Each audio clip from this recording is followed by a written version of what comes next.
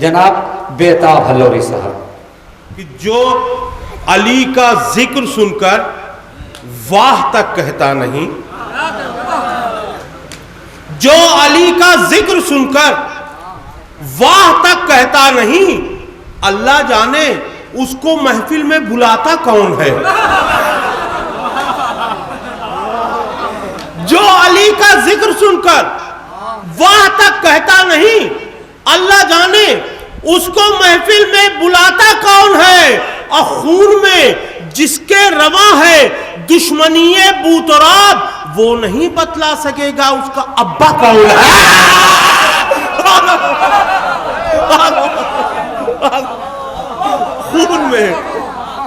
خون میں جس کے رواں ہے دشمنی بوتراب، وہ نہیں بتلا سکے گا اس کا ابا کون ہے.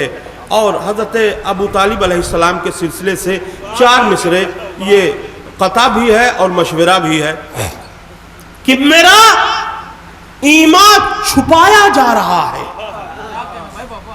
میرا ایمان چھپایا جا رہا ہے، مجھے کافر بتایا جا رہا ہے. میرا ایمان چھپایا جا رہا ہے، مجھے کافر بتایا جا رہا ہے. مسلمانوں ذرا ہوشیار رہنا، تمہیں الو بنایا جا رہا ہے.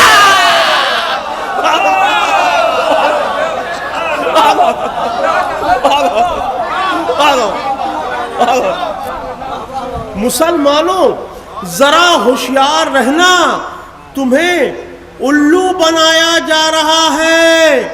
اب مجھ کو سرکار نجف کی نوکری اچھی لگی، مجھ کو سرکار نجف کی نوکری اچھی لگی.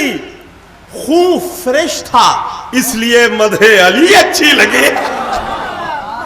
مجھ کو سرکار نجف کی نوکری اچھی لگی، خون فریش تھا اس لیے مدح علی اچھی لگی. اور ساری دنیا سے مجھے لو ہے محبت ہے مگر، ساری دنیا سے مجھے لو ہے محبت ہے مگر فاطمہ کے دشمنوں سے دشمنی اچھی لگی.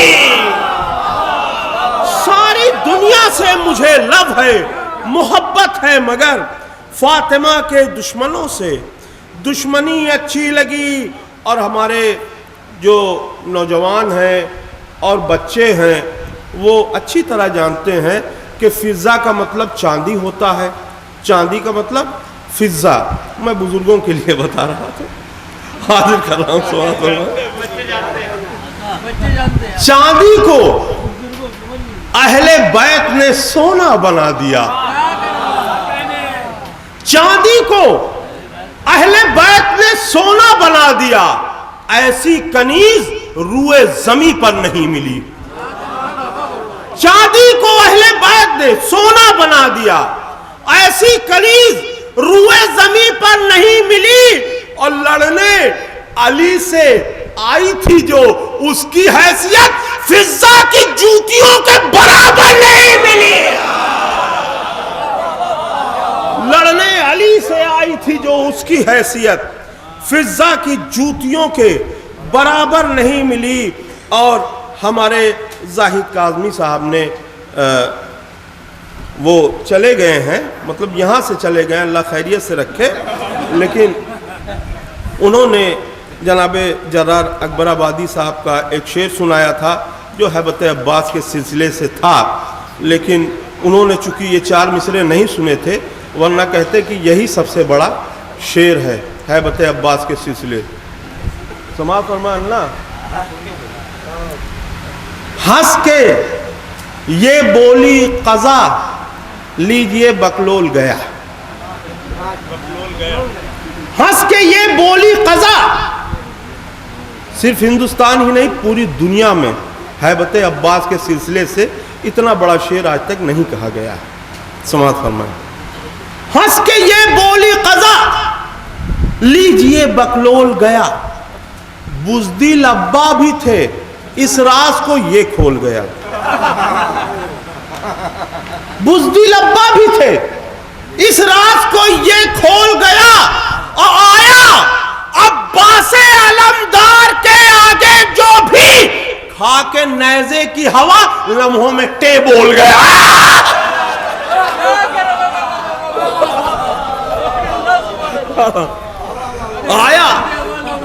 آیا عباس علمدار کے آگے جو بھی آیا عباس علمدار کے آگے جو بھی کھا کے نیزے کی ہوا لمحوں میں ٹیں بول گیا. دیکھیے میں بہت سیدھے سیدھے سادے سادے شعر پڑھنے والا شاعر ہوں, اس لیے مجھے اکثر آخر میں پڑھایا جاتا ہے. میں 4 مصرے اور حاضر کر رہا ہوں کہ علی کے بغض کے طوطے ہیں طوطا چشم بہت. علی کے بغض کے طوطے ہیں طوطا چشم بہت, سناتے رہتے ہیں فتوے رٹے رٹائے ہوئے.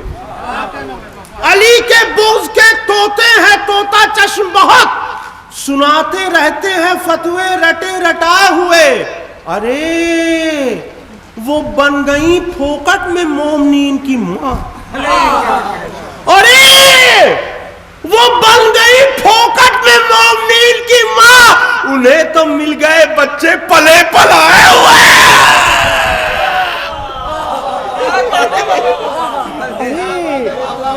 ارے وہ بن گئی پھوکٹ میں مومنین کی ماں, انہیں تو مل گئے بچے پلے پلائے ہوئے.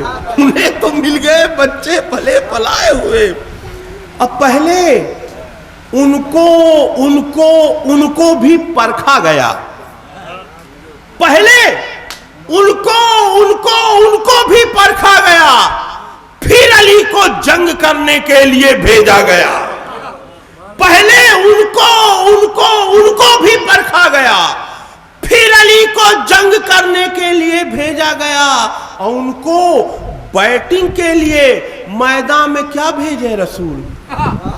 ان کو بیٹنگ کے لیے میدان میں کیا بھیجے رسول؟ 100 اوور میں جن سے ایک چھکا نہیں مارا گیا.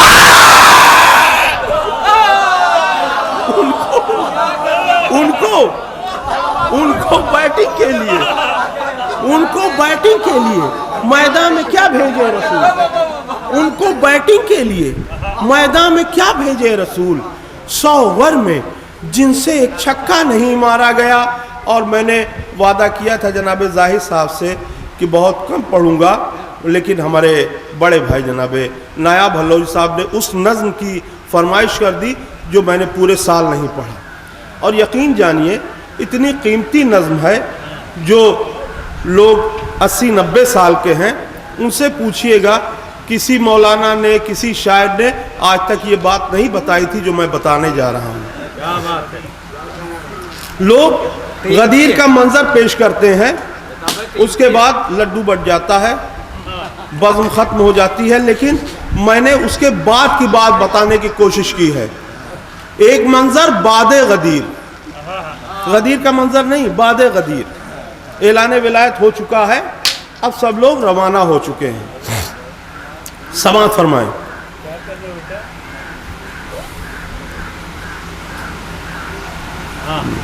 ایک منظر بعد غدیر, شیخ پہنچے اپنے گھر,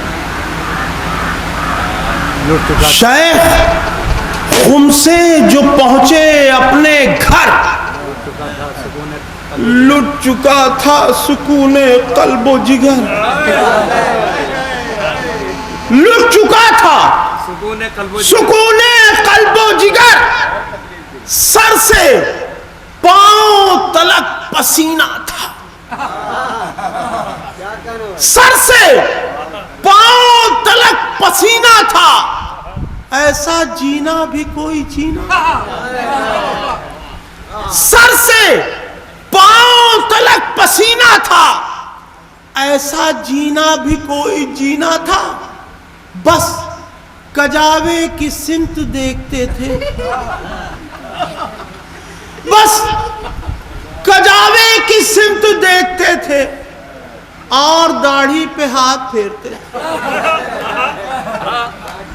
بس کجاوے کی سمت دیکھتے تھے اور داڑھی پہ ہاتھ پھیرتے تھے.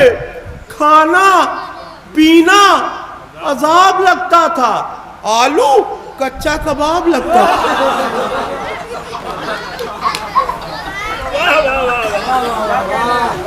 بس کجاوے کی سمت دیکھتے تھے اور داڑھی پہ ہاتھ پھیرتے تھے۔ کھانا پینا عذاب لگتا تھا، آلو کچا کباب لگتا تھا۔ کیا ہوا ہے؟ کیا ہوا ہے؟ نہ راز کھولتے تھے۔ کیا ہوا ہے؟ نہ راز کھولتے تھے، اپنی بیگم سے کم ہی بولتے تھے۔ کیا ہوا ہے؟ نہ راز کھولتے تھے، اپنی بیگم سے کم ہی بولتے تھے۔ آئیں کمرے میں جس گھڑی حجن، اپنی بیوی سے کم ہی بولتے تھے۔ آئیں کمرے میں جس گھڑی حجن، بولی کیا بات ہے میاں اچھا۔ آئیں کمرے میں جس گھڑی حجن، بولی کیا بات ہے میاں اچھن۔ حاجی ہو کر بھی بوکھلائے ہو، ہائے اللہ کہاں سے آئے ہو۔ آئیں کمرے میں جس گھڑی حجن، بولی کیا بات ہے میاں اچھن۔ حاجی ہو کر بھی بوکھلائے ہو، ہائے اللہ کہاں سے آئے ہو۔ بولے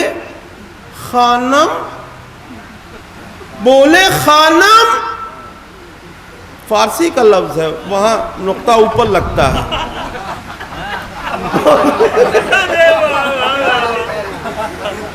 بولے خانم، میں کیا بتاؤں تمہیں، زخم دل کس طرح دکھاؤں تمہیں۔ بولے خانم، میں کیا بتاؤں تمہیں، زخم دل کس طرح دکھاؤں تمہیں۔ خم میں اعلان کر گئے ہیں نبی، ساری دنیا کے پیشوا ہیں۔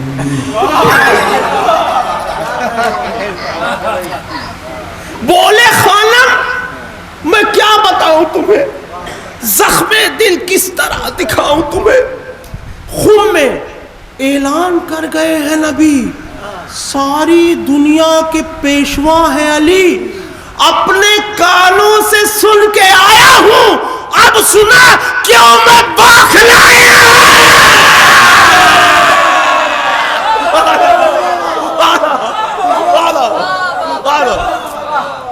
اپنے کانوں سے سن کے آیا ہوں، اب سنا کیوں میں بوکھلایا ہوں۔ کیا سما تھا وہاں یہ مت پوچھو، کیا سما تھا وہاں یہ مت پوچھو۔ ہو اگر عقل میرا دکھ سمجھو، کیا سما تھا وہاں یہ مت پوچھو۔ ہو اگر عقل میرا دکھ سمجھو، یوں کڑی دھوپ میں بٹھایا گیا، یوں کڑی دھوپ میں بٹھایا گیا۔ نہ شجر تھا نہ کوئی سایہ تھا، روک کر خم میں ظلم ڈھایا گیا، روک کر خم میں ظلم ڈھایا گیا۔ مجھ کو ہر طور سے جلایا گیا، روک کر خم میں ظلم ڈھایا گیا۔ مجھ کو ہر طور سے جلایا گیا۔ ہاتھ نیلے ہیں پاؤں کالے ہیں، کیا کہوں کہ جگہ پہ چھالے ہیں۔